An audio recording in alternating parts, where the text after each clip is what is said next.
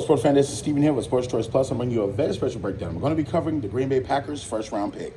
Before I get right into that, I'm going to make sure you're subscribed to the YouTube channel so you can get all the updates and all the breakdowns. Without further ado, let's get right into it.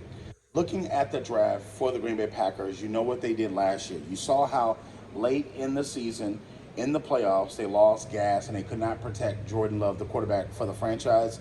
And you saw that how the 49ers were able to get through. Eventually in the second half, that rush from the defensive line was able to slow them down, and that caused holes across the offensive line. That caused them to have to rebuild that offensive line because now a lot of players that were on that offensive line are either in free agency or no longer on the team. So you got to think, with this pick here, the pick of Jordan Morgan out of the University of Arizona, and you see what he's been able to do, a captain on the team, a guy that's fast. He's not really physical, but he plays finesse very well. As far as sliding his feet, as far as pulling, he's a guy that you can count on to be there start to finish. To start the game is going to be the same guy. To end the game is going to be the same guy. A consistent blocker. Not really a mauler, but somebody that you can depend on to not only keep the quarterback clean. You see what he's able to do in the Pac-12 when he played in the Pac-12 against some of the best defensive rushers that we've seen out of the Pac-12. So add this along to them having one of the best cores.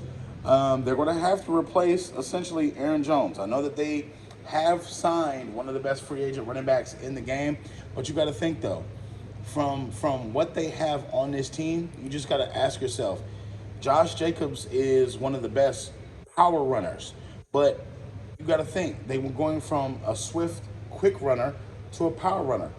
Is that offensive line going to be the same? No. So you're going to have to retool that offensive line to make them more powerful. And I think that the offensive scheme is going to have to change a little bit. When you're thinking about Josh Jacobs, it's a lot of patience. You're going to take a couple of different jumps and jogs, and it's going to be like Le'Veon Bell almost. When he would jump around and he would bounce around and he wouldn't really pick a hole, he would be patient. But with Aaron Jones just hit the hole. He just ran. He was like a bat out of hell. So you got to think, the style's going to have to translate a little bit. I think Jordan Love is going to have to coach these guys up a little bit on the new style and system that they want to do. But the interesting thing is, with Coach LaFleur, you got to keep in mind, this guy is somebody that not only can help the team as far as with his play calling, but you got to also understand that with his play calling, it's evolved a little bit. The play calling from Aaron Rodgers to Jordan Love is totally different. And I like that he's refreshing like an Andy Reid or McVay. He's changing the play calls to make sure that his quarterback is comfortable.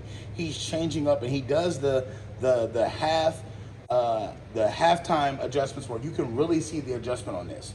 The Packers need all their picks to hit because they don't have a lot of salary cap that they're going to be playing with. And traditionally, they don't sign a lot of guys, a lot of the big picks or the sexy free agent names to their team.